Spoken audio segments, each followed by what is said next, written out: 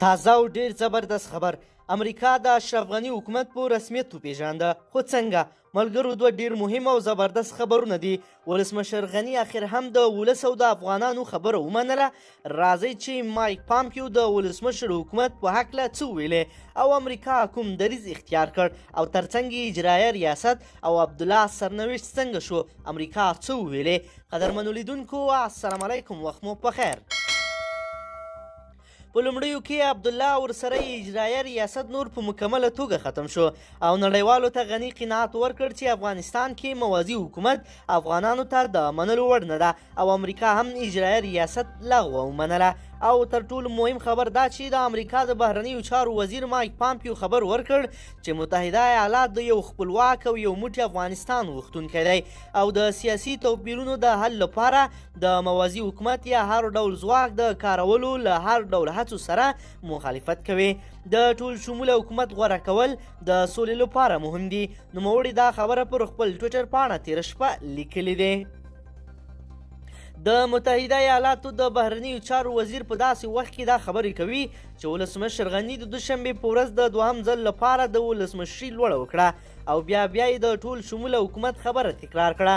خو هممهاله د افغانستان پخواني اجرایي رئیس عبدالله هم د یوې ولسي پروګرام پر مهال ځان ولسمشر اعلان کړ.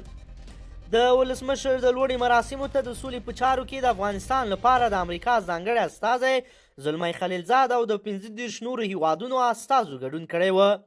ښاغلي پامپیو په خپل ټویټر د افغانستان پر سوله ټینګار کړی دی او پر همدغه سوله ولسمشر غني هم د خپلو خبرو پر مهال پر سوله ټینګار وکړ او ویل چې د حکومت لومړیتوب یې باعزته او د جمهوریت تر سیوري لاندې سوله ده.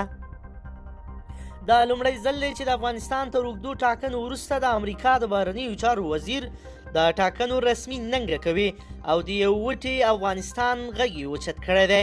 تر دې وړاندې افغان حکومت ډېره هڅه وکړه چې د امریکا لاسنیوی ترلاسه کړي. اوس داسې ښکاري چې د لوړې تر مراسمو وروسته امریکا رسما د اشرف غني حکومت ومانه او له دې وروسته به په هره پرېکړه کې ځای او مقام ورکوي. د ښاغلي پامپیو له دغه پیغام نه 2 ساعته وړاندې د امریکا د متحده ایالاتو پوځ اعلان وکړ چې د سولې د هوکړې د غم لرې کولو په خاطر یې د افغانستان نه د خپلو سرتیرو وتلې پلي کړي دي. دواړو خبرې په یو وخت کې داسې مهال څرګندېږي چې په کور دننه سیاسیون د عبدالله ولسمشر غني ترمنځ د سولې او روغې جوړې په خبرو بوخت دي. د هر سرچینو ویل چې د مارچ میاشتې تر پایه به د سولې مذاکراتي ټیم د خبرو لپاره اعلان شي او مدار راز به تر هغه وړاندې ولسمشر غني یو ټول شموله حکومت جوړ کړي چې د هر قوم هر سیمې وګړي به پکې شامل وي. قدرمنو لیدونکو که چیرې غواړئ چې ورته تازه او مهمو پیښو څخه ځان ډېر ژر او په لنډو کې خبر کړئ زموږ چینل د سره سبسکرایب کړئ او ویډیو د سره حتما لایک کړئ. تر بلې ویډیو مو په لوی رب سپارم.